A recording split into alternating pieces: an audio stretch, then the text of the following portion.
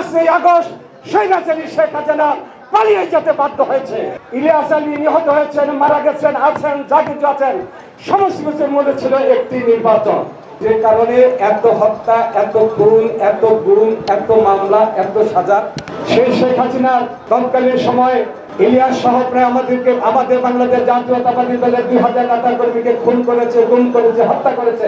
সেই হত্যার ধারাবাহিকতার মধ্য দিয়ে, ইলিয়াস আলী খুনের মধ্য দিয়ে আমাদের এত নেতা কর্মীকে হত্যা করেছে। আমাদের কিন্তু বাংলাদেশ জাতীয়তাবাদী দলের নেতা কর্মীকে দাবিয়ে রাখতে পারে নাই। আমরা রাজপথে ছিলাম, রাজপথে সর্বশেষ পর্যন্ত তারেক রহমানের নেতৃত্বে যখন বাংলাদেশের 64 দল সহ জাতীয় নেতৃবৃন্দ ঐক্যবদ্ধ হয়েছিলেন, ঠিক সেই মুহূর্তে ছাত্র সমাজ ঐক্যবদ্ধ হয়ে একটা দাবি করেছিলেন।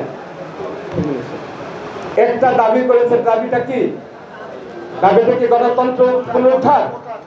দাবিটা কি ছিল কি স্বৈরাচারী সরকারের পতন? না, ছিল একটা কোটা আন্দোলন। এই কোটা আন্দোলন, সরকার কোটা আন্দোলনকে দিয়ে যখন সরকার ওই কোটাবাদীদের নিয়ে ডিবির অফিসে বসে আলোচনা একটা পরামর্শের মধ্যে ছিল, তখন তারেক রহমান বুঝতে পেরেছিলেন যে সরকার টোপ পেরে হয়তোবা ছাত্রদের নিয়ে যাচ্ছেন। তখন তারেক রহমান বলেছিলেন, কোটা চুটা কোনো কিছু নয়। যে আন্দোলন দিয়ে বেগম খালেদা জিয়া আজকে জেলে গিয়েছেন, কারাবরণ করেছেন, মৃত্যুর মুখোমুখি করে হয়েছেন, যে আন্দোলনের মধ্যে জাতীয় ঐক্যবদ্ধ হয়েছেন, সেখানে কোটা নয়, একটা মাত্রই দাবি থাকবে, স্বৈরাচারী শেখ হাসিনা পতন না হওয়া পর্যন্ত আন্দোলন চলবে। আমরা বলতে চাই কোটাবাদীদের, আপনারা নাই কথাটা বলবো না, আপনাদের বন্ধুর মধ্যে মুনাফেক নাই এই কথাটা বলবো না।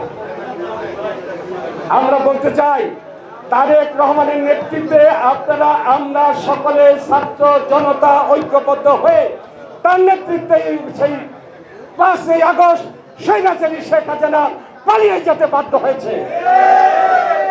কেন নির্বাচন নিয়ে তালবাহানা? বিষয়টা তো নির্বাচন। বেগম খালেদা জিয়া কারাগারে গেছেন নির্বাচনের জন্য, তত্ত্বাবধায়ক সরকারের জন্য। ইলিয়াস আলী নিহত হয়েছেন, মারা গেছেন, আছেন, যা কিছু আছেন, সমস্ত কিছুর মধ্যে ছিল একটি নির্বাচন।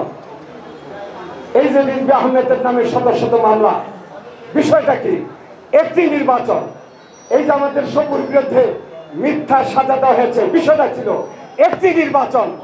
তাই আমি প্রফেসর ইউনূস সাহেবকে বলবো, তার প্রতি শ্রদ্ধা রেখে, শয়তান কখন কারে ঘুরায় ভালাই কি করে।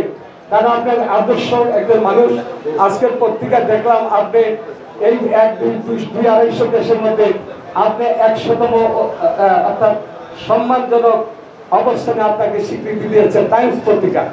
ওইটার প্রতি শ্রদ্ধা রেখে বলবো যে আপনি দ্রুত, যে কারণে এত হত্যা, এত খুন, এত গুম, এত মামলা, এত সাজা, সে কারণেই ছিল একটি নির্বাচন।